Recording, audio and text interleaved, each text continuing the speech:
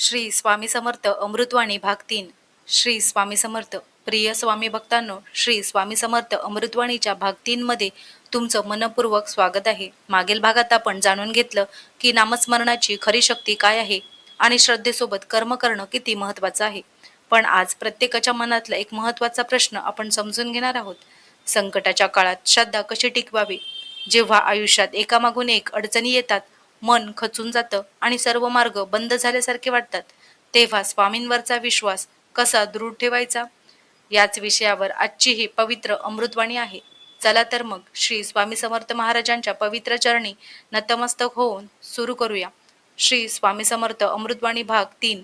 संकटाच्या काळात श्रद्धा कशी टिकवावी. श्री स्वामी समर्थांची प्रेरणादायी वाणी. स्वामी म्हणतात, प्रिय भक्तांनो, जीवनाचा प्रवास हा कधीच सरळ नसतो.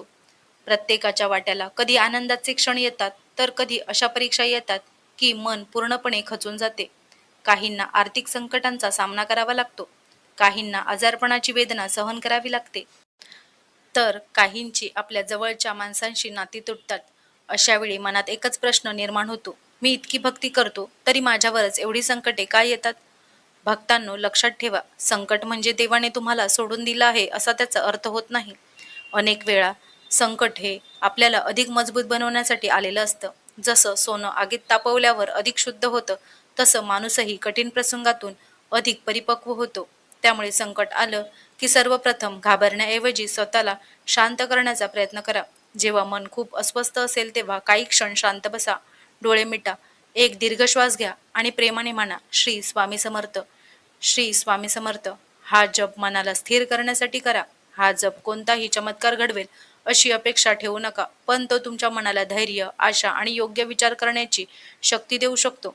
अनेक वेळा आपण देवाकडे फक्त मागण्यासाठी जातो, माझं काम होऊ दे, माझं संकट दूर कर, मला यश दे. पण कधी देवाचे आभार मानतो का? सकाळी डोळे उघडले, श्वास चालू आहे, आपल्या प्रिय व्यक्ती आपल्या सोबत आहेत, ही सुद्धा परमेश्वराची कृपाच आहे. कृतज्ञता व्यक्त करणारा भक्त अधिक समाधानी राहतो. जीवनात काही गोष्टी आपल्या मनासारख्या होत नाहीत. आपण एक योजना आखतो, पण परमेश्वराची योजना वेगळी असते. त्या क्षणी निराश होण्यापेक्षा विश्वास ठेवा की कदाचित पुढे तुमच्यासाठी अधिक चांगला मार्ग तयार होत आहे. प्रत्येक बंद झालेल्या दारामागे दुसरं एखादं दार उघडण्याची शक्यता असते. संयम ठेवा आणि योग्य वेळेची वाट पहा. स्वामी समर्थांच्या भक्तांमध्ये अनेक अनुभव सांगितले जातात. काहींना संकटांच्या काळात मानसिक धैर्य मिळालं, काहींना योग्य निर्णय घेण्याची प्रेरणा मिळाली, तर काहींना कठीण प्रसंगातून मार्ग सापडला. प्रत्येकाचा अनुभव वेगळा असतो, म्हणून इतरांच्या अनुभवांमधून प्रेरणा घ्या, पण स्वतःच्या जीवनाचा प्रवास इतरांशी तुलना करू नका. राग, मत्सर आणि द्वेष या भावना मनाला कमकुवत करतात. ज्या व्यक्तीने आपल्याशी वाईट वागणूक दिली त्याच्याविषयी सतत विचार करत राहिलात तर त्रास सर्वप्रथम तुम्हालाच होतो. म्हणून क्षमा करायला शिका. क्षमा म्हणजे चुकीला मान्यता देणं नाही, तर स्वतःच्या मनाला रागाच्या कैदेतून मुक्त करणं आहे. तुमच्या घरात अडचणी असतील, आर्थिक ताण असेल किंवा नात्यांमध्ये दुरावा आला असेल, तर एकमेकांशी प्रेमाने संवाद साधा. देवाचं नाव घेणं आणि त्याच वेळी कटू शब्द बोलणं, दुसऱ्याला दुखावलं किंवा अन्याय करणं ही खरी भक्ती नाही. भक्ती आपल्या वागण्यातही दिसली पाहिजे. लक्षात ठेवा, देव प्रत्येकाची परीक्षा सारखी घेत नाही. प्रत्येकाला त्याच्या क्षमतेनुसार वेगवेगळे अनुभव येतात. त्यामुळे माझ्याच आयुष्यात एवढं का, असा विचार करण्याऐवजी या प्रसंगातून मी काय शिकू शकतो हा विचार करा. हा दृष्टिकोन जीवन बदलू शकतो. प्रत्येक रात्रीनंतर पहाट येते, प्रत्येक वादळानंतर आकाश पुन्हा स्वच्छ होतं. त्याचप्रमाणे प्रत्येक कठीण काळही कायमचा राहत नाही. श्रद्धा, संयम, प्रामाणिक प्रयत्न आणि सततचं नामस्मरण यामुळे मनाला नव्या उमेदीने पुढे जाण्याची प्रेरणा मिळते. म्हणून प्रिय भक्तांनो, आज एक संकल्प करा. संकट आलं तरी घाबरायचं नाही, यश आलं तरी अहंकार करायचा नाही. प्रत्येक परिस्थितीत स्वामींचं स्मरण करायचं, योग्य कर्म करत राहायचं आणि आशा कधीही सोडायची नाही.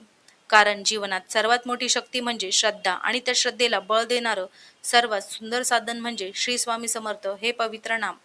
प्रिय स्वामी भक्तांनो, आजच्या अमृतवाणीतून मिळालेला हा संदेश तुमच्या मनाला धैर्य, श्रद्धा आणि सकारात्मक विचार देईल अशी श्री स्वामी समर्थांच्या चरणी प्रार्थना. व्हिडिओ आवडला असेल तर लाईक करा, तुमचे विचार कमेंटमध्ये नक्की लिहा आणि अशाच प्रेरणादायी श्री स्वामी समर्थ अमृतवाणी मालिकेतील पुढील भाग पाहण्यासाठी आपल्या चॅनेलला सबस्क्राईब करा. ही अमृतवाणी आपल्या कुटुंबीय आणि मित्रांपर्यंत शेअर करा, जेणेकरून स्वामींचा हा प्रेरणादायी संदेश अधिकाधिक भक्तांपर्यंत पोहोचेल. पुन्हा भेटूया श्री स्वामी समर्थ अमृतवाणी भाग 4 मध्ये. तोपर्यंत श्री स्वामी समर्थ. जय जय स्वामी समर्थ.